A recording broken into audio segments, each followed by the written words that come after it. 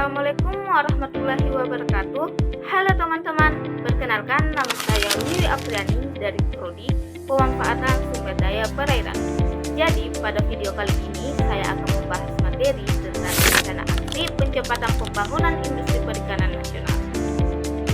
Kira-kira apa sih tujuannya? Jadi tujuannya adalah untuk mendorong kemajuan industri perikanan Indonesia supaya nelayan, budidaya, pengolahan, sampai pemasaran hasil ikan bisa lebih sejahtera. Oleh karena itu, pemerintah menerbitkan Peraturan Presiden Nomor 3 Tahun 2017 tentang Rencana Aksi Percepatan Pembangunan Industri Perikanan Nasional yang terdiri dari 5 program utama.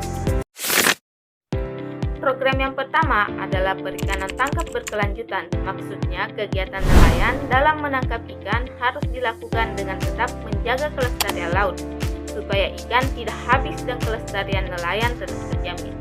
Untuk mewujudkannya, ada beberapa hal penting yang perlu dilakukan. Yang pertama, revitalisasi galangan kapal, yaitu memperbaiki atau membuat kapal nelayan agar lebih kuat dan aman digunakan. Yang kedua, memperkuat kapasitas kapal ikan lokal, sehingga nelayan bisa mengandalkan kapal buatan dalam negeri tanpa harus bergantung pada kapal dari luar. Selanjutnya, aturan melaut juga harus lebih jelas melalui hukum dan transparansi izin, supaya prosesnya adil, mudah diurus, dan tidak merugikan nelayan. Lalu, sarana dan prasarana pelabuhan juga perlu ditingkatkan dengan fasilitas yang mendukung, seperti tempat bongkar ikan, gudang, dan penyediaan es. Selain itu, perlu dipastikan bahwa energi untuk armada tersebut cukup dan harganya terjangkau, sehingga kapal bisa beroperasi dengan lancar. Yang terakhir, sertifikasi nelayan menjadi penting agar keahlian mereka diakui, sekaligus memudahkan untuk mendapatkan akses bantuan maupun pasar. Intinya, semua langkah ini bertujuan agar nelayan bisa melaut dengan lebih aman, lebih mudah, dan hasil tangkapan tetap terjaga keberlanjutannya. Program yang kedua menjelaskan tentang perikanan budidaya berkelanjutan, yaitu cara membudidayakan ikan yang ramah lingkungan dan tetap bisa berjalan dalam jangka panjang. Ada beberapa hal penting yang perlu diperhatikan. Yang pertama, pengurangan biaya pakan, yaitu mencari cara agar biaya memberi makan ikan tidak terlalu mahal. Misalnya, dengan menggunakan pakan alternatif atau memanfaatkan teknologi baru. Yang kedua, sarana dan prasarana tambak harus memadai, seperti kolam, pompa air, atau saluran yang baik agar budidaya ikan bisa berjalan lancar. Selain itu, perlu ada kemitraan dengan pembudidaya, yaitu kerjasama antara petani ikan, pemerintah, dan pihak swasta supaya usaha lebih teratur dan saling menguntungkan. Lalu, sertifikasi pembudidayaan juga penting sebagai bukti resmi bahwa cara membudidayakan ikan sudah sesuai aturan dan standar. Intinya, perikanan budidaya berkelanjutan ini membuat usaha ikan menjadi lebih hemat, tertata, dan jelas standarnya, sehingga bisa terus berkembang tanpa merugikan lingkungan maupun para pembudidayanya. Program yang ketiga yaitu menjelaskan tentang industri pengolahan hasil perikanan. Intinya membahas bagaimana hasil tangkapan maupun budidaya ikan bisa diolah, disimpan, hingga dipasarkan dengan baik. Ada beberapa hal penting yang perlu diperhatikan. Yang pertama, diperlukan akses listrik dan rantai dingin agar ikan tetap segar dengan dukungan listrik yang stabil dan fasilitas pendingin yang memadai. Yang kedua, transportasi ekspor-impor harus lancar supaya produk ikan mudah dikirim balik ke pasar dalam negeri maupun luar negeri.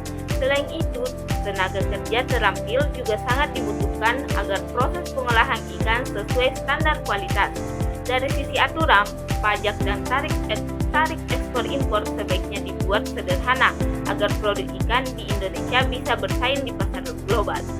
Kemudian, ada juga standarisasi industri pengolahan yang memastikan produk ikan aman, berkualitas, dan diterima pasar internasional. Untuk mendukung penyimpanan, sistem resi gudang perlu diatur dengan baik agar stok ikan tetap aman dan bisa dijual pada saat harga menguntungkan. Tak hanya itu, industri rumput laut nasional juga perlu dikembangkan karena memiliki potensi dasar untuk menghasilkan produk bernilai tinggi. Di sisi lain, konsumsi ikan dalam negeri harus terus didorong agar masyarakat Indonesia lebih banyak makan ikan karena menyehatkan dan bergizi. Yang terakhir, perlu dilakukan perluasan pasar di luar negeri sehingga produk olahan perikanan di Indonesia semakin dikenal, laku di banyak negara dan mampu menambah devisa bagi negara. Program yang keempat menjelaskan tentang tata ruang dan pengembangan kawasan laut, yaitu bagaimana laut diatur penggunaannya supaya lebih tertib, adil, dan bermanfaat untuk semua orang. Yang pertama, ada transparansi izin. Artinya, semua urusan izin harus jelas dan terbuka agar nelayan maupun pengusaha tidak bingung atau dipersulit. Yang kedua, tata ruang laut nasional dibuat untuk membagi dan mengatur fungsi laut.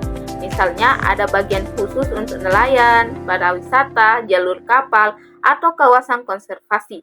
Selain itu, ada juga Sentral Kelautan dan Perikanan Terpadu atau SKPT, yaitu pusat kegiatan perikanan yang dilengkapi berbagai fasilitas, mulai dari pelabuhan, tempat jual beli ikan, hingga pabrik pengolahan.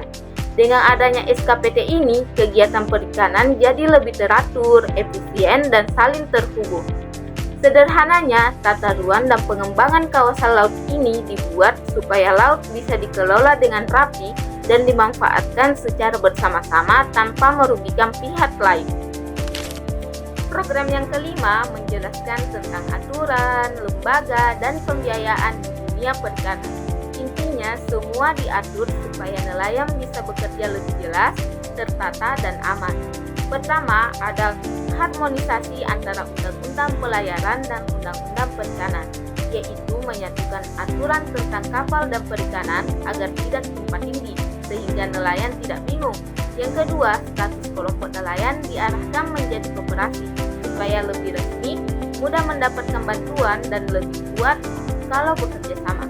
Selain itu, penting juga untuk meminimalisir risiko keamanan di laut, misalnya mengurangi kecelakaan, pencurian ikan, atau berbagai hal lain yang bisa merugikan nelayan. Sederhananya, semua ini bertujuan agar aturan lebih jelas, wadah nelayan lebih teratur, dan pekerjaan di laut bisa berlangsung dengan aman. Mungkin itu saja pemaparan materi dari saya. Lebih dan kurangnya mohon dimaafkan. Wabillahi taufiq wal hidayah. Wassalamualaikum warahmatullahi wabarakatuh.